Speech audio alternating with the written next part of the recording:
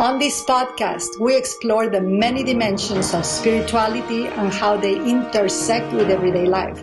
Join us as we dive deep into conversations about how people are serving humanity, embodying spiritual wisdom, and creating positive change in the world. From ancient traditions to modern practices, the Spirituality Now podcast is your space to discover, learn, and be inspired.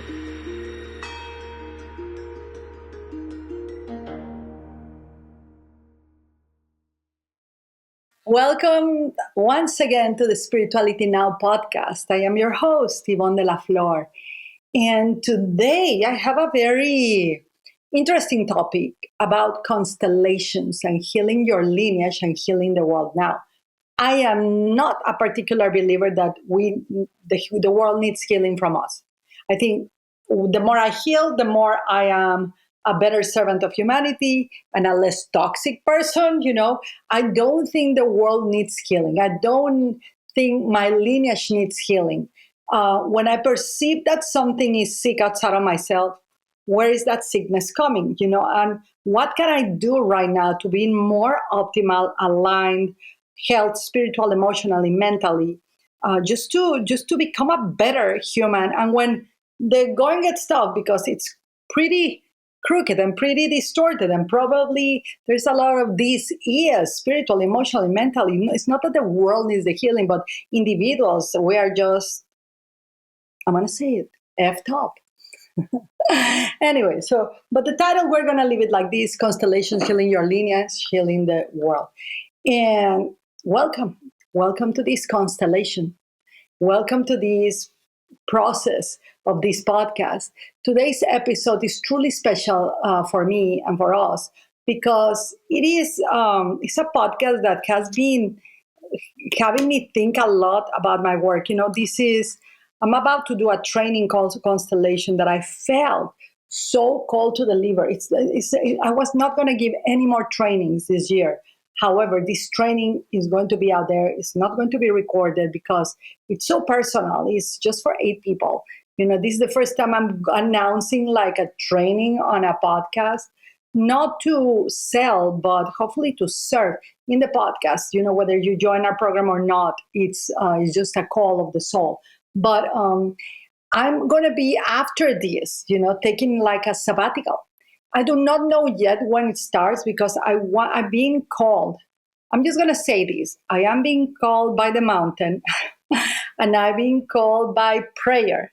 And I'm also being called by very specific trainings at a monastery that I attend. And also I'm called to heal. I've been dealing all this year with the opportunity, the karmic opportunity, the challenge of my leg needing surgery of this, my knee, my ankle, neurological conditions. Everything is signaling me to sabbaticalish, to go and deep within and work within. Actually, I was reading in a scripture of the Amitabha Sutra of Buddhism today, that when they call it sickness or ill, or when you have a challenge like that, you should be very grateful. I was like, okay. I have not been like very grateful of like, I cannot walk, very well, or I cannot run with all of these knee, ankle conditions. But it said, be so grateful, because you have to abandon a lot of the things that you thought you knew. You have to really surrender into practice and really focus on training your mind on what is important. And so that's a very special moment. So I'll take it. Anyways, so I will let you all know when the sabbatical comes. I still have a goal to be able to interview someone really close to this call that I'm feeling. And if this person accepts, well, we will come and do one last dance. I keep telling, Sophia, which is like powerful, grounded, and Angela, I'm like, I'm going to take a sabbatical or not. She's like, okay. She's like, you just tell me what you want to do. It's like that. Anyways, before I step back into this unknown time sabbatical, I want to talk about something I believe in with all my heart, and how each of us is part of a giant constellation, and how when we heal, we are helping to heal the entire human cosmos, the cosmology of humanity, our family lineage. One of my mentors and great friends that we interviewed when the podcast was in English and Spanish, he was so gracious because I was interviewing in English and translating it live in Spanish. He was such a ruckus, but I have his podcast. His name is Mark Walling. He wrote a extraordinary book called "It Didn't Start with You, but It Can End with You." His work is now Netflix series, films. He's just the most amazing human that I have met, and he's my mentor and my friend for now, I think, 20 years. But he does believe that we help. You heal yourself, and you are healing the lineage. It's like the roots of the tree. And that's what I truly believe that we all are. So when I complain about someone in Japan, or I complain about someone in the United States, I'm complaining about myself, because we are interconnected, whether we like it or not. And this is not spiritual woo-woo. These are facts. So as many of you know or may not know, I've been working in family constellations for over 20 years, and I have combined that work with rebirthing, breath work, sacred geometry, and futuring, a fabulous system that really is not about the future, but it's about, instead of focusing all the things that happened in the past, creating vision, designing futures from the here and now to the here and then. And the results have been really incredible for me and the people we serve.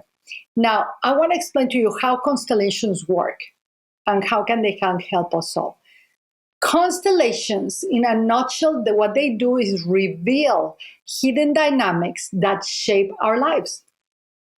Fabulous patterns. I always said that you were parent by your parents when you were little, but you are parent by your patterns when you are growing up. My patterns are parenting me right now. My parents parented me when I was young. So these are patterns that we inherited, family secrets, even unspoken loyalties. But the magic is this: when we see and honor these patterns, they can transform, and we can work on them. I mean, what you cannot see, you cannot work, or what you cannot feel, right? So we're all connected, interconnectedness. Imagine humanity as one giant constellation. Every time you heal a piece of your story, you are unwinding a thread that might have been tangled for generations. Like those, I don't know, I have jewelry and I don't know how, or cables. No matter how much I put the grappers of the cables, I have cables here and grappers on the cables. I don't know how I managed to always get them all tangled up. It's like on my necklace. It's like I put it in a special container. I take it out and it's like, how did that happen? I just put it 1 second and it comes out with 10 knots. It's just ridiculous. But every time you heal a piece of your story, you are unwinding a thread that might have been tangled for generations. So this is not just personal, it is collective. For all of you all of us that like the collective consciousness and all of that, that spiritual lingo, well, this is where we get to do it. This is where we stop being the person that believes it has the rights to tell you how you should dress, what you should be.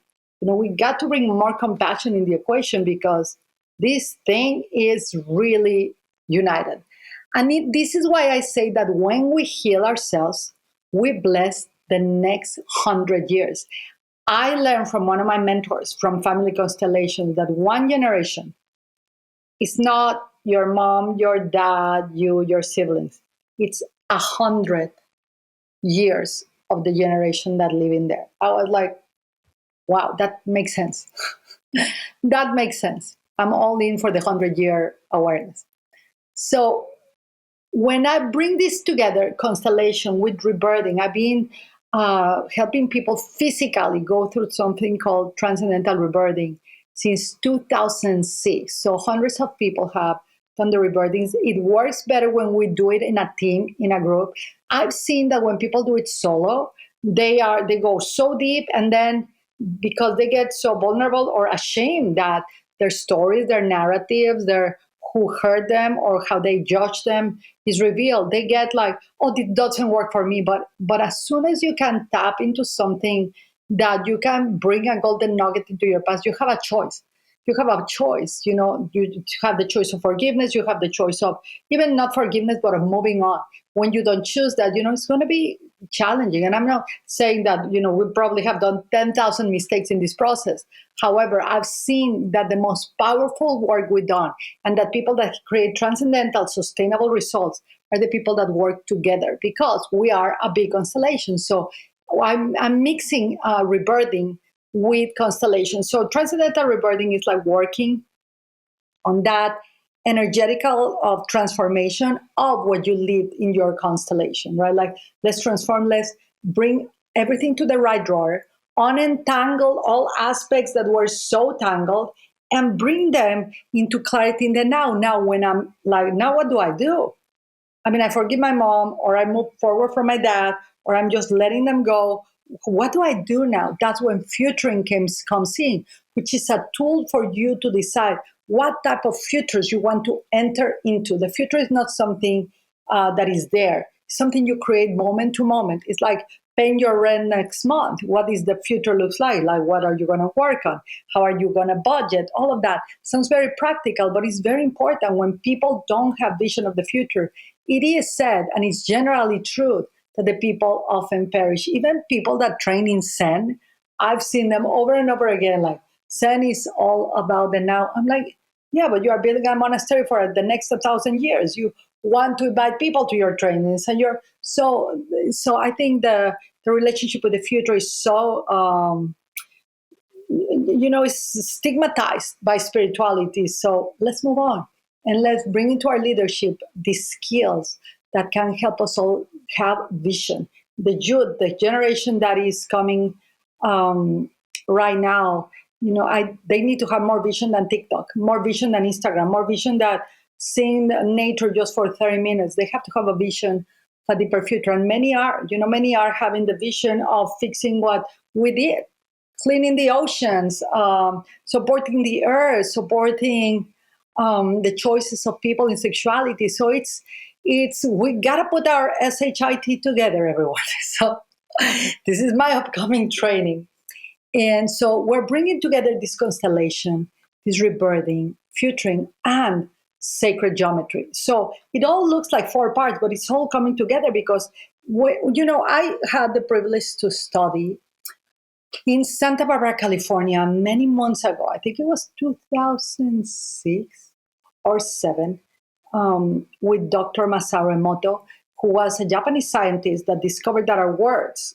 create patterns, sacred geometry in the water. And you see the difference between gratitude, beautiful sacred geometry, or I hate you, totally disrupted. So I cannot imagine how the sacred geometry of the planet right now, with politics and the wars and climate and this and genocides, and how does it look? It's probably why we feel all crooked in our bodies, or heavy, or tired. It's not only the planets. Let's stop blaming the planets, the planetary weather. The planets are doing what they do, work in harmony, giving us a guidelines. If you ever, by the way, shout out, if you ever want a direct path to learn about your planets, good astrological sites, go with Sofia Montero. We'll put her link and her information in this copy. And for you to find out, actually, we were supposed to do in my newsletter, meet the team before I decided to go into sabbatical or not. But I think we're going to do it while I decide when the sabbatical will come. So you can meet them. But shout out to her, because she will guide you into the planets. The planets are healthy, by the way. It's not the planets, it's us. We got to put our constellation, our sacred geometry, and our abilities to design the future from the here and now instead of perpetuating the past together. So I want to help people not just heal their past, because that's gone, but to step powerfully into their brilliant, elevated future now.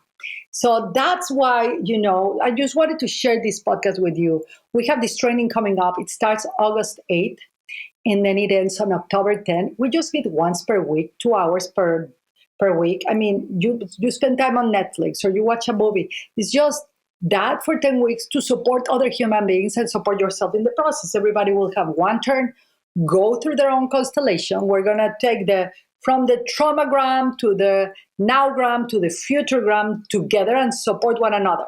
When someone has a turn, we respect, like if Sophia has a turn, it's her turn, it's not my turn. And in that is so much power, because imagine the constellation, the sacred geometry, and the future we can build together by supporting one another. I think this is a little experiment on what the global scale of humanity could do, honestly.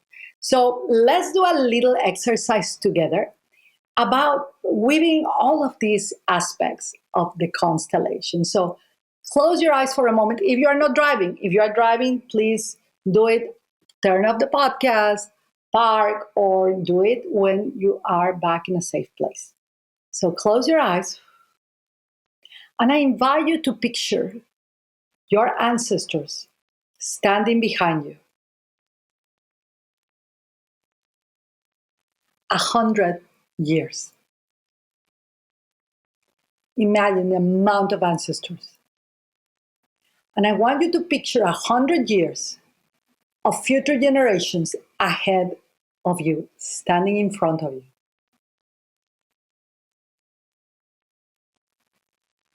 Imagine it, see it, feel it, or hear it through my words.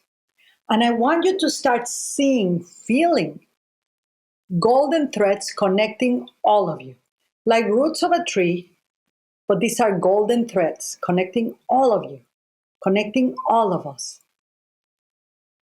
Once the golden thread connection is there, I want you to say to yourself, I choose freedom.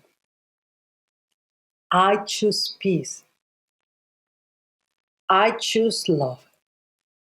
And I want you to see those threads glowing brighter, more brilliantly, more and more and more. It includes everyone and everything. Feel gratitude for the healing moving through you. This is a healing moment and movement.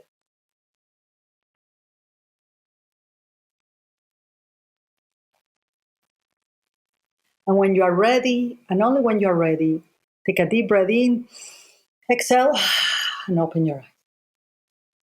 Constellations give you a new image. And we take that like little image into our now. And with that, we decide what type of future we want to create. And we create a constellation and a sacred geometry that radiates power, that radiates healing, that radiates harmony and coherence in our way. So anyways, I hope this served you.